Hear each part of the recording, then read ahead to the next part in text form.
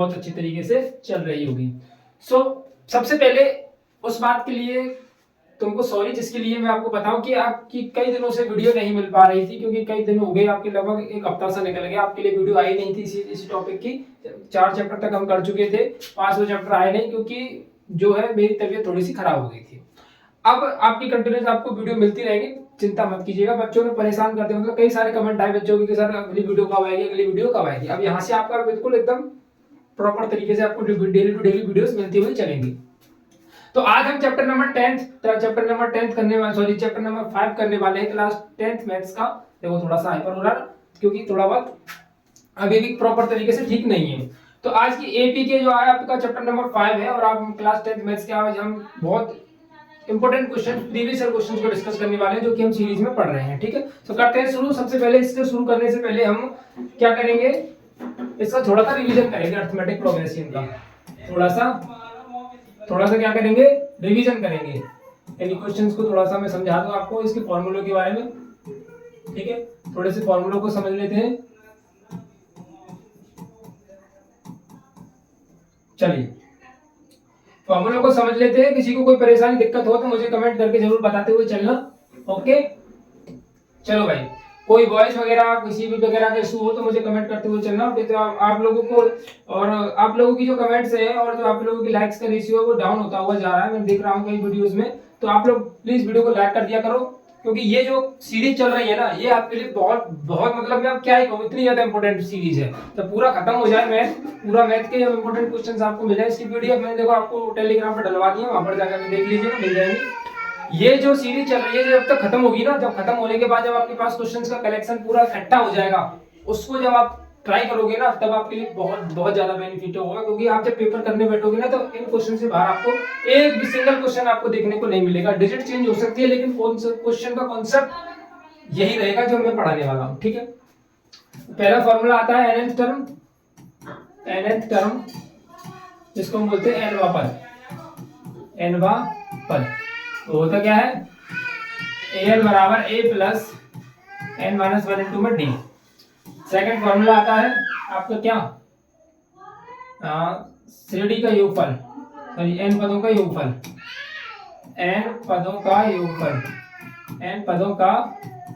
योगफल, ये फॉर्मूले के डिपेंडेंट क्वेश्चन है।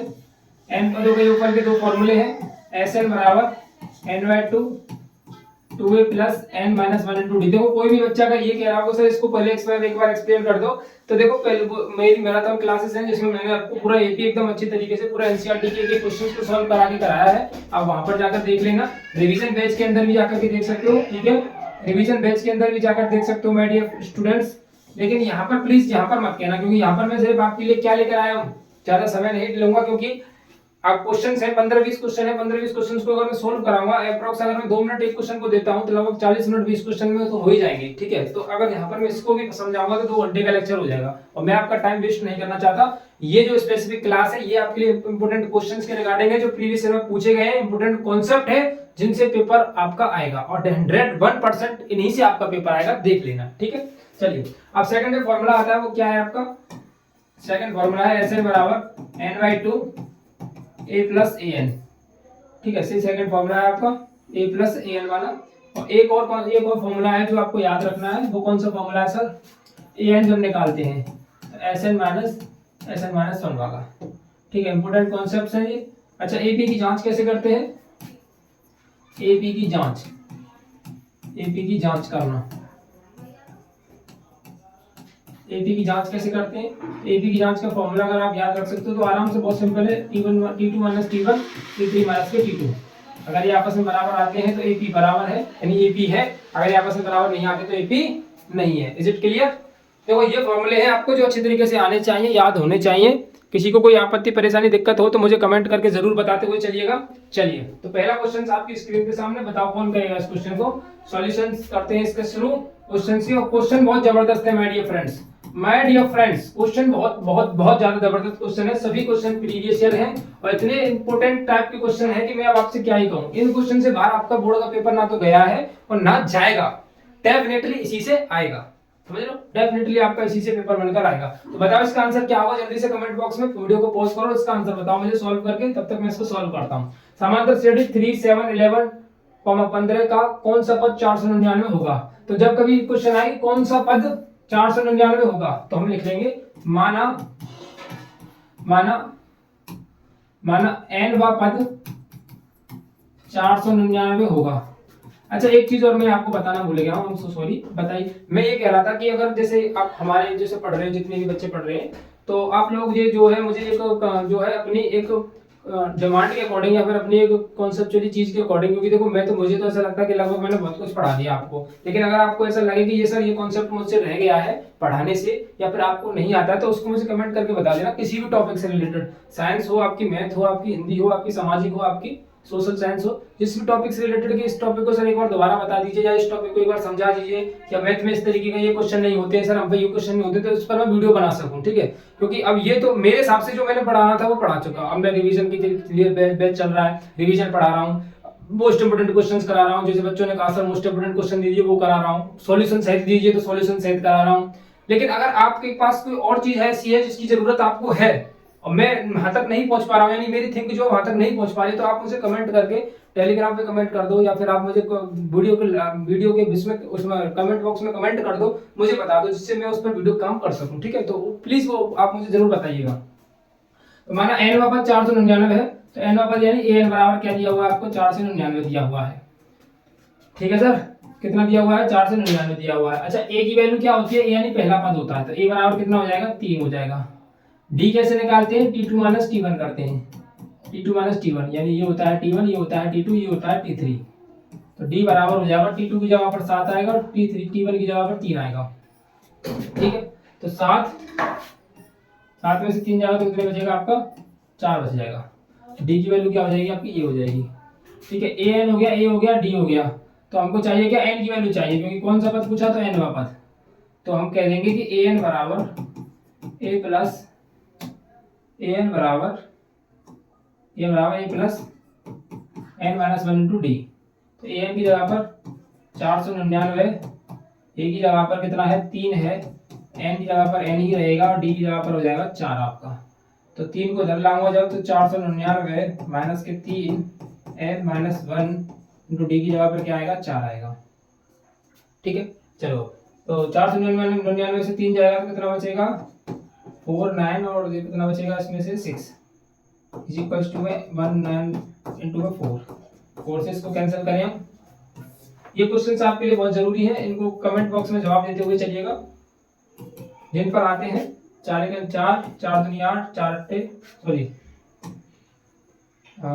4 चक 16, ठीक है, 4 2 8, 4 1 4, 4 2 8, 4 चक 16, ये हो जाएगा n बराबर 124 प्लस के 1, n बराबर कितना हो गया, 125।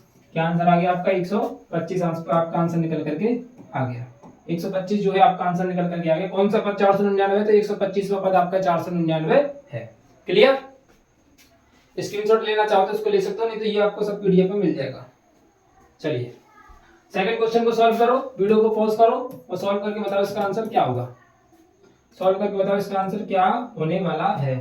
समांतर श्रेणी 18 16 14 के कितने पद लिए जाएं कि योगफल शून्य हो। कितने पद लिए जाएं, तो हमने क्या सर कि माना n पद लिए जाएं, माना n पद लिए जाएं, हमने मान लिया कि n पद लिए जाएं, ठीक है। तो n की वैल्यू चाहिए हमें, योगफल कितना होना चाहिए, शून्य, तो Sn की वैल्यू कितनी हो गई, 0 हो गई। a की वैल्यू कितनी दी हुई है, 18। अच्छा देखो वो लड़का वो स्टूडेंट इस वीडियो को ना देखे जिसको 5th चैप्टर नहीं आता है, नहीं तो उसका मोरल जो है, उसका कॉन्फिडेंस जो है डाउन होगा, क्योंकि इसमें जो है कंबाइंड क्वेश्चन है कि एसएन का क्वेश्चन आ सकता है, एएन का क्वेश्चन आ सकता है, कोई से भी कॉन्सेप्ट कंबाइंड आ सकता है। और जिसने एपी पूरी पढ़ी नहीं है, जिसको पता ही नहीं है एपी क्या होती है, अरिथमेटिक प्रोग्रेशन क्या होता है, तो वो फिर से सोचेगा सर ये क्या क्या चल रहा है, तो कॉन्फिडेंस डाउन होगा। तो वो पहले जाए चैनल पर, क्लास 10 कंप्लीट मैथ्स के नाम से एक प्लेलिस्ट है, उसको जाकर के देख ले, वहां पर जाकर के देखिएगा। जब आपको 5th चैप्टर मिलेगा, एक मैराथन क्लास होगी, 2-3 क्लास होगी, उसमें कंप्लीट हो जाएगा आपका काम।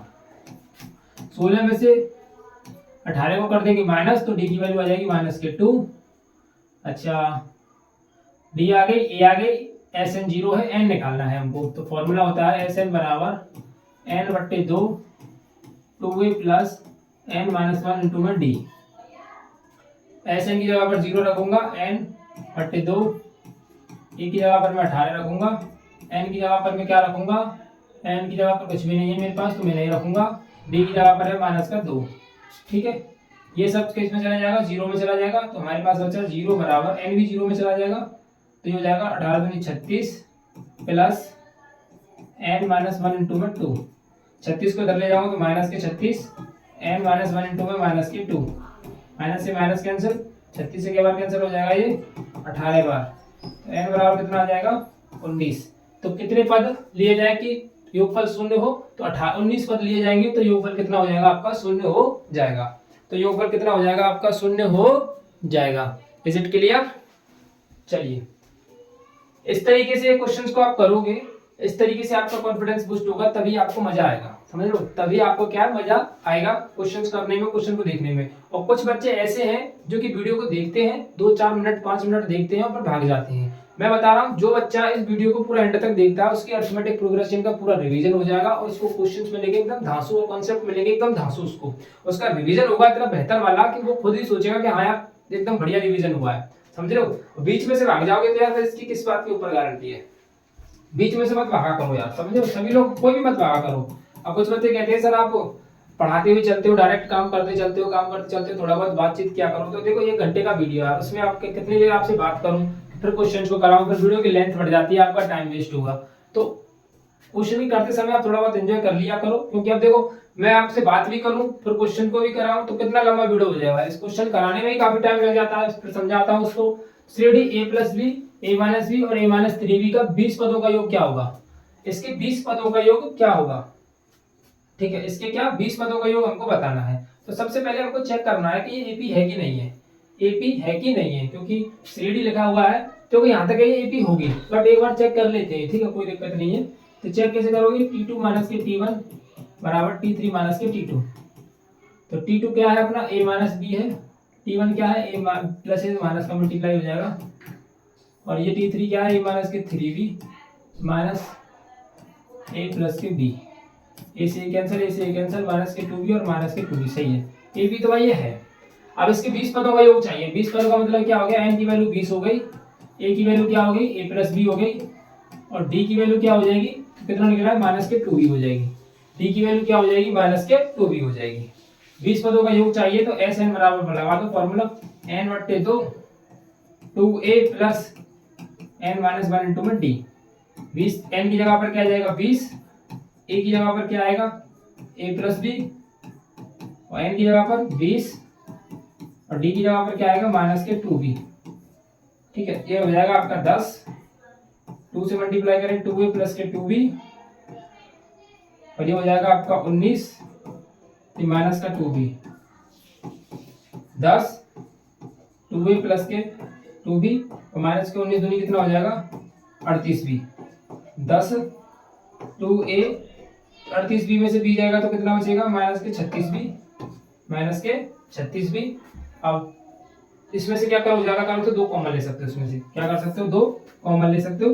तो Sn बराबर 2 जब कॉमन लोगे बाहर की तरफ तो a माइनस के 18b, a माइनस के 18b, तो ये हो जाएगा 20 a माइनस के 18b, इसका योगफल निकल करके आ जाएगा 20 a माइनस के 18b, इसका योगफल निकल करके आ जाएगा। ठीक है, चलिए इसका स्क्रीनशॉट ले लीजिए, फिर आगे के क्वेश्चन की तरफ बढ़ता हूँ। ऐसे क्वेश्चन आपसे पेपर में पूछे जाते हैं। अब देखो कुछ बच्चे कहेंगे सर एनसीईआरटी का क्वेश्चन नहीं है, क्योंकि एनसीईआरटी का क्वेश्चन नहीं है, ये बात मैं मानूंगा बिल्कुल, एनसीईआरटी का क्वेश्चन है नहीं, क्योंकि ऐसे एनसीईआरटी में नहीं दिया है। बट एनसी जो हम जो पढ़ रहे हैं चैप्टर नंबर 5 है हमारा अरिथमेटिक प्रोग्रेशन, उसी से रिलेटेड क्वेश्चन है, नया कुछ नहीं है इसमें। एसएन का फॉर्मूला लगाए, ए लगाए, बी लगाए, लेकिन ए बी जैसा क्वेश्चन नहीं है, बस ए बी वाला टाइप नहीं है, कुछ गिनती कुछ नंबर्स दिए होते हैं। तो ऐसा भी क्वेश्चन आपके पेपर में आ जाएगा, बच्चा हो जाएगा हाइपर, बच्चा सोचने लग जाएगा यार ऐसा तो क्वेश्चन पेपर उसमें था नहीं और आ गया। तो हो सकता है आ भी जाए, हो सकता है नहीं भी आए, लेकिन प्रीवियस ईयर पूछा गया है तो इसलिए मैंने इसको इंक्लूड किया हुआ है इसमें।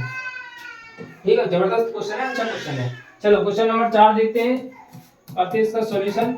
आप लोग क्या करोगे, आप लोग वीडियो को पॉज किया करो, क्वेश्चन को पढ़ा करो, सॉल्व किया करो, फिर आंसर दिया करो, फिर वीडियो को शुरू किया करो, जिससे कि आपको पता चलता रहे कि हम लोग कर क्या रहे हैं। ठीक है, अच्छा कर रहे हैं कि नहीं कर रहे हैं, ये सब चीज। समांतर श्रेणी 1, -2, -5, -8 का सार्वधातुक तथा अगले 3 पद लिखिए। तो सार्वधातुक यानी सबसे पहले तो ए की वैल्यू कितनी हो जाएगी 1। डी कैसे निकालते हैं, T2 - T1 करके। T2 कितना है -2 और T1 कितना है 1। डी की वैल्यू कितनी हो जाएगी -3 हो जाएगी। सर्वांतर निकल आया।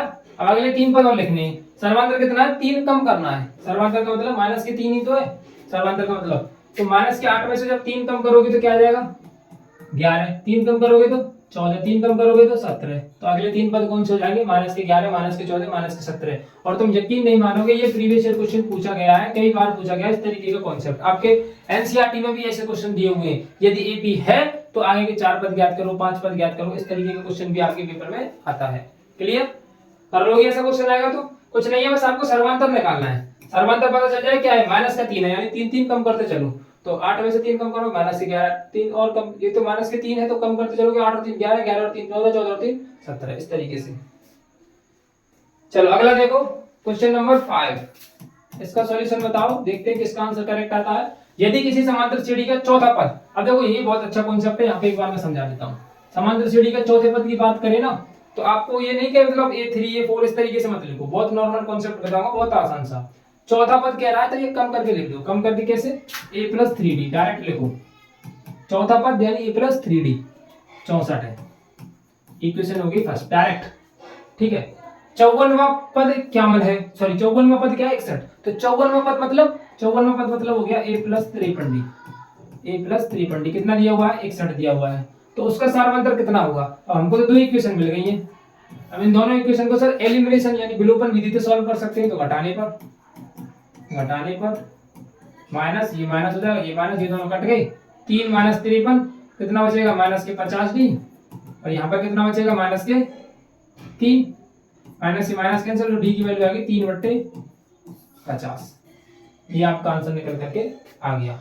किसी समांतर श्रेणी का चौथा पद क्या था 64 था, और 54वां पद 61 हो तो उसका सार्वधातुक कितना होगा 3/50। और कितना सिंपल, कितना आसान, कितना इजी टाइप का क्वेश्चन मैंने बहुत शॉर्ट तरीके से कराने की कोशिश की, और उम्मीद की है कि तो आपको 101% आपको ये समझ में आया होगा। अगर यहाँ पर तीसरा पद होता तो मैं लिखता A+2D, 5वां पद होता तो लिखता A+4D, 53वां पद 54वां पद है तो मैंने लिखा A+53D। ठीक है, अगला भाई साहब, अगला देखिए और बताइए इसका आंसर क्या होगा। जल्दी जल्दी जल्दी देखते हैं किसका आंसर सही आता है, एकदम करेक्ट आता है। चलो जल्दी बताओ। किसी समांतर श्रेणी का तीसरा पद, देखो तीसरा पद मतलब A+2D। तीसरा पद मतलब क्या होता है, सभी लोग बोला करो साथ में, A+2D कितना है 18।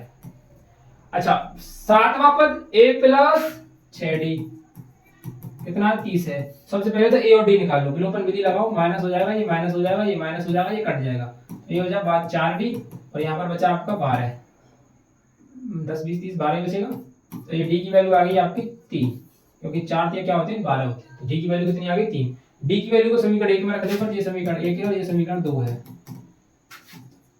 D का मान समीकरण 1 में रखने पर,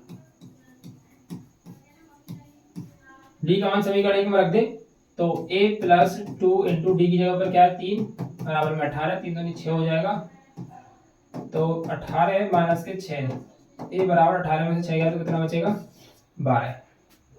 A की वैल्यू D की वैल्यू। अब आगे क्वेश्चन पढ़ेंगे क्योंकि मैंने A और D की वैल्यू निकाली, मैंने तो क्वेश्चन ही नहीं पढ़ा था आगे। अब तो इसका 15वां पद, तो 15वां पद कैसे लिखोगे जल्दी बताओ फटाफट से कमेंट बॉक्स में, मैं वेट कर रहा हूं।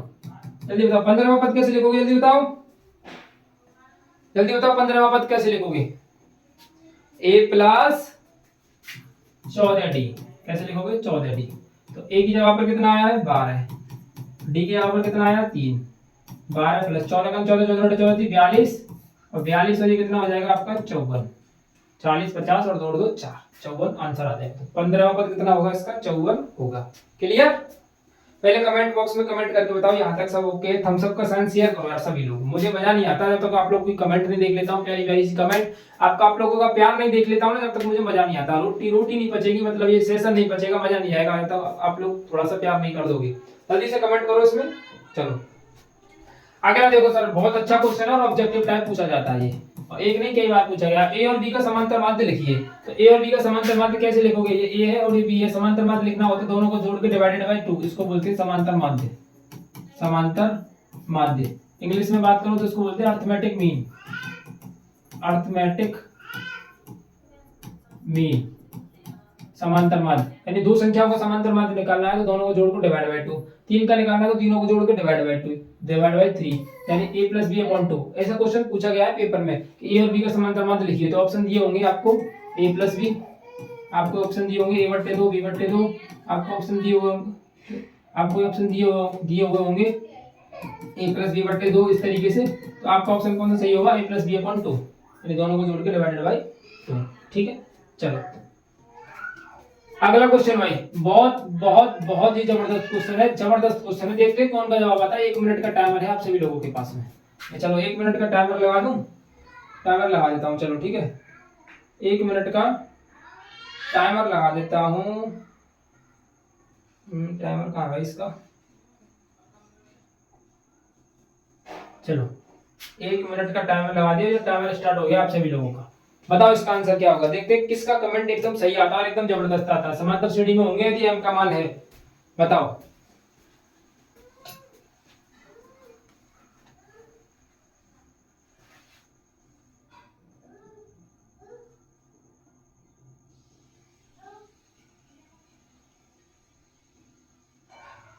जल्दी बताओ।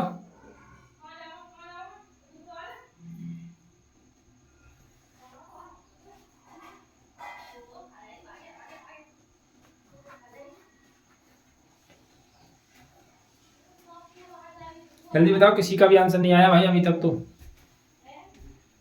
चलो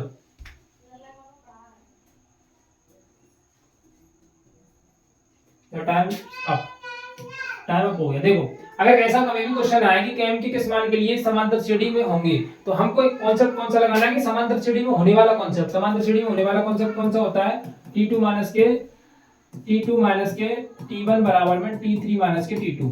अगर ये कंडीशन फॉलो होगी तो समांतर श्रेणी में होंगे, तो मतलब ये वाला फॉर्मूला लगाना है हमको। तो ये हो जाएगा t1, ये हो जाएगा t2, ये हो जाएगा t3। इसकी वैल्यूज को रख दो, तो t2 की जगह पर m, t1 की जगह पर 10, t3 की जगह पर 2 और t2 की जगह पर m। अब करना क्या है, सॉल्यूशन। तो m को इधर लाऊंगा तो ये हो जाएगा प्लस में, और 10 को इधर ले जाऊंगा ये हो जाएगा प्लस में। ये हो गया 2m और ये हो गया 12, m बराबर कितना हो गया 6। तो m को कितना होना पड़ेगा, इस जगह पर 6 होना पड़ेगा, जिसके लिए ये समांतर श्रेणी में हो जाएंगे। और ऐसा क्वेश्चन रियल मानिए आप, यकीन मान लो ऐसा क्वेश्चन पूछा गया है। ठीक है, तो ये कॉन्सेप्ट फॉलो होगा, प्लीज इसको अच्छी तरीके से रटिएगा, समझिएगा। चलिए अगला क्वेश्चन देखते हैं। क्वेश्चन नंबर 9 क्या बोलता है अपना, क्या बोलती है पब्लिक। पॉज करो और सवाल का जवाब दो।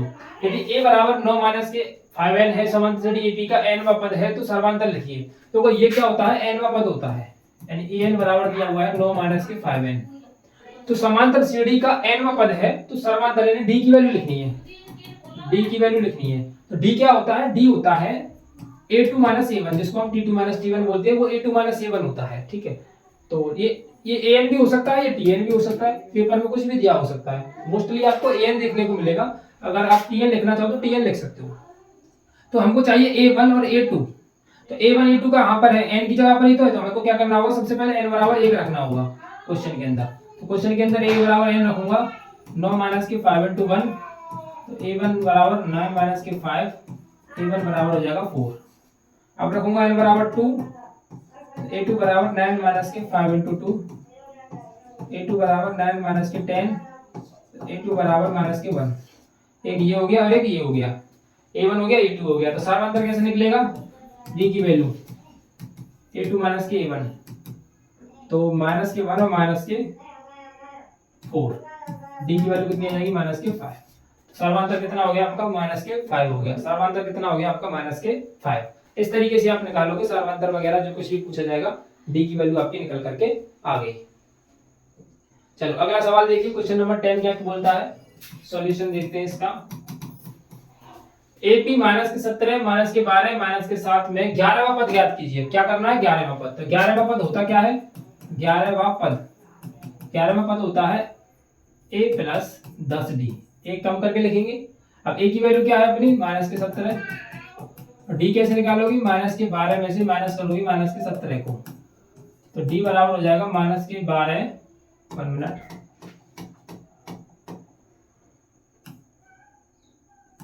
माइनस के 17, तो इसको करोगे तो माइनस के 12 प्लस के 17 इज इक्वल टू हो जाएगा 5। ए बराबर माइनस के 17, डी बराबर प्लस के 5 हो जाएगा। ठीक है, तो ए की जगह पे कचू ए क्या है, ए क्या है, माइनस के 17 है, और डी क्या निकला है, माइनस प्लस के 5 निकला है। माइनस के 17 प्लस 10 पंजे 50, 50 में से 17 जाएगा तो कितना बचेगा, 33, कितना बचेगा 33, तो 11वां पद कौन सा हो जाएगा हमारा, 33 हो जाएगा। 11वां पद क्या हो जाएगा हमारा, 33 हो जाएगा। ठीक है, चलो अगला देखो, सॉल्यूशन देखो अगले का। 28 पदों वाली समांतर श्रेणी 7, 16, 25, 34 का अंतिम पद ज्ञात कीजिए। तो 28 पदों वाली समांतर श्रेणी 7, 16, 25, 34 का अंतिम पद ज्ञात कीजिए। अंतिम पद का मतलब होता है an। सीधी भाषा में बात करूं तो मैं आपसे, जो कि ये आपको कंफ्यूज कर रहा है, जो कि क्या कर रहा है, ये आपको कंफ्यूज कर रहा है। ठीक है, तो अंतिम पद मतलब an की बात कर रहा है हमसे, किसकी बात कर रहा है, an की। तो an निकालना है हमको, तो an बराबर फॉर्मूला क्या होता है, a plus n minus 1 into में d। ठीक है, तो a की वैल्यू क्या है अपने पास 7 है, d की वैल्यू क्या है 16 माइनस के 7, यानी कि कितना हो जाएगा 9। ठीक है, d की वैल्यू कितनी हो जाएगी आपके पास 9 हो जाएगी, a हो गया, d हो गया। अच्छा n और 28 पद, n की वैल्यू कितनी है 28, n की वैल्यू कितनी है 28 दी हुई है, तो पुट कर दो an बराबर a की जगह पर क्या है 7 है, n की जगह पर क्या है 28 है, और d की जगह पर क्या है 9 है। 7 प्लस 28 में से एक जाएगा तो कितना बचेगा 27 इंटू में 9, 7 प्लस 27 इंटू 9 करोगे तो कितना आएगा 9 7 63 की 3 असले की 6, 9 दूनी 18, 18 से कितना होता है 24, 243 और 7 कितना हो गया 250। अंतिम पद कौन सा होगा इसका 250 होगा, यानी एन लास्ट टर्म कौन सा होगा, एन टर्म 250, कितना होगा 250 होगा। चलिए सर अगला क्वेश्चन देखते हैं। अगला क्वेश्चन क्या है अपना, अगला क्वेश्चन क्या है, 2 अंकों वाली कितनी संख्या। और सर ये क्वेश्चन आप रियल मानोगे, इस टाइप का क्वेश्चन आपसे पूछा जाएगा। 2 अंक हो सकते हैं, 3 अंक हो सकते हैं, 4 अंक हो सकते हैं, वैसे 2 अंक से ज्यादा और 3 अंक से ज्यादा आपको पूछा जाएगा ही नहीं। 2 अंकों वाली कितनी संख्या है, 3 से विभाज्य है, तो 3 से विभाज्य होने वाली यानी जिनमें 3 का पढ़ा चला जाए, यानी 3 से डिवाइड हो जाए, तो 2 अंकों वाली शुरू कहां से होती है 12 से, क्योंकि 12 से शुरू होंगी, 3 का डिवाइड चला जाएगा। 2 अंक वाली शुरू होती है 10 से, 10, 11, 12, 13, 14, 15, 16, ये सब 2 अंकों वाली संख्याएं, और चलेंगी कहां तक dot dot dot dot dot dot 99 तक, ये सब 2 अंकों वाली संख्या है। लेकिन इसमें वो सभी टोटल इंक्लूड है, सब चीज इंक्लूड है इसके अंदर। 2 से भी डिवाइड हो जाएगा, 3 से भी, 4 से भी, लेकिन हमको सिर्फ चाहिए कौन कौन सी 3 से, जो 3 से डिवाइड हो जाए। तो 3 से कौन सी डिवाइड होगी 12, फिर हो जाएगी 15, 12 हो जाएगी, 15 हो जाएगी, इसके बाद 16, 17, 18 हो जाएगी, और डॉट डॉट डॉट डॉट कौन सी वाली हो जाएगी, तो 99 हो जाएगी। हमको तो ये नंबर चाहिए, इन नंबर से हमें कोई मतलब नहीं है। ठीक है, और जो बचे हुए नंबर है उनसे हमको कोई मतलब है ही नहीं। ठीक है, 12, 15, 18 डॉट डॉट 99, जो कि 3 से डिवाइड है। ए की वैल्यू क्या है हमारी 12 है, डी की वैल्यू क्या है हमारी 3 है, और एन बराबर कितना दिया हुआ 99। अब हमको नंबर्स बताने कितनी संख्याएं होंगी ऐसी। तो एन बराबर a plus n minus 1 into में डी। एन की जगह पर आएगा 99, ए की जगह पर 12 और डी की जगह पर 3। 99 12 को इधर लाएंगे तो माइनस की 12 हो जाएगा, n माइनस 1 इंटू में 3, 9 में से 2 जाएगा 7, 9 में से 1 जाएगा तो 8, 3 से डिवाइड करो उसको तो 3 दूनी 6 और 3 नाम 27, 1 को इधर लाऊंगा तो 29 प्लस 1 इज इक्वल्स टू हो जाएगा 30। n की वैल्यू कितनी होगी 30, यानी कितनी संख्याएं ऐसी होंगी, तो 30 संख्याएं ऐसी होंगी जो 3 से डिवाइड होंगी, 2 अंकों वाली संख्याएं। ठीक है, चलिए आगे की तरफ। चलो यहाँ तक बताओ सभी लोग, सब कुछ क्लियर है। अच्छा चलो भाई अगला क्वेश्चन देखो, किसी समांतर श्रेणी के 11 पदों का योगफल ज्ञात कीजिए। यानी 11 पदों का, यानी एस हमको चाहिए क्या, S11 चाहिए हमको 11 पदों का योगफल, जिसमें n की वैल्यू कितनी है 11 है, जबकि उसकी प्रथम व अंतिम पद का योग 40 है। प्रथम यानी a, अंतिम पद यानी an, योग कितना दिया हुआ है 40 दिया हुआ। बहुत अच्छा, जबरदस्त क्वेश्चन भाई, लॉजिकली क्वेश्चन, कंफ्यूज करने वाला क्वेश्चन। a प्लस an दिया है 40 और 11 पदों का योगफल पूछ रहा, कितना आसान है यार। यानी फॉर्मूला लगा दो n/2 a प्लस an वाला। n की वैल्यू कितनी दी हुई है 11 और a प्लस an कितना दिया हुआ है 40। 2 से कैंसिल कर दो, 11 गुणा 20 कितना हो गया 220। तो आंसर कितना हो गया आपका 220। कितना सिंपल है, a प्लस एन दिया 40, एन की वैल्यू 11 दी है, पुट करेंगे फॉर्मूले के अंदर, आंसर आ जाएगा। Simple, very very simple question. चलो ये क्वेश्चन आपके लिए होमवर्क है और देखता हूँ ये कौन बच्चा इसको करेक्ट करके इसका आंसर देता है।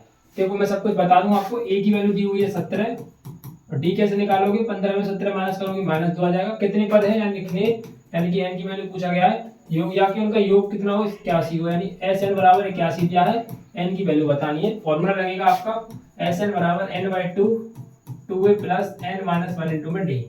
इसका जवाब देखते हैं किसका आता है। जिसका पहले जवाब आएगा उसका जो है अगली वीडियो के अंदर मैं नाम लूंगा कि किस बच्चे का जवाब पहले आया, उसका आंसर, और उसके लिए ताली भी बजाई जाएंगी। ठीक है, तो ये था सर आपके 5th चैप्टर का पूरा शेड्यूल।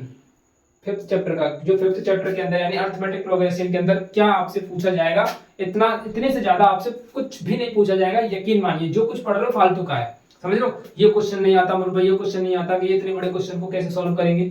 दिमाग पर प्रेशर दो ही मत ज्यादा। जो मैंने पढ़ाया उन कॉन्सेप्ट को अच्छे से रिवाइज करो, उनसे रिलेटेड और क्वेश्चंस को प्रयास करो करने की। बेसिकली मैंने इन सभी क्वेश्चन को लिया जो प्रीवियस ईयर है, जो कॉन्सेप्ट इंपॉर्टेंट है, सबसे ज्यादा इंपॉर्टेंट। ठीक है, ये पीडीएफ आपको टेलीग्राम पर मिल जाएगी और जिसने ये वीडियो यहाँ तक देखी है ना उसको तो अच्छी तरीके से एनालाइज हो गया कि हाँ इससे ज्यादा बाहर कुछ नहीं जाएगा। क्योंकि मैंने पिछले सेशन में जब बच्चों को पढ़ाया था उनके भी यार जो पढ़ाया था वही एज इट इज फंसा था, जो पढ़ाया था वही फंसा था, उससे फालतू कुछ फंसा ही नहीं था। क्योंकि मैंने वो उनको पढ़ाई नहीं था क्योंकि पेपर में नहीं आने वाला है। ठीक है, वही पढ़ाता हूं मैं जो पेपर में आएगा, जिसके चांसेस ज्यादा है। तो वीडियो को एंड तक देखा करो, देखने के बाद उसको एनालाइज करके कमेंट करके बताया करो। अगर चैनल पर नए हो तो चैनल को सब्सक्राइब कर लीजिएगा, वीडियो को लाइक कर दीजिएगा। चलिए मिलते हैं अगली क्लास के अंदर।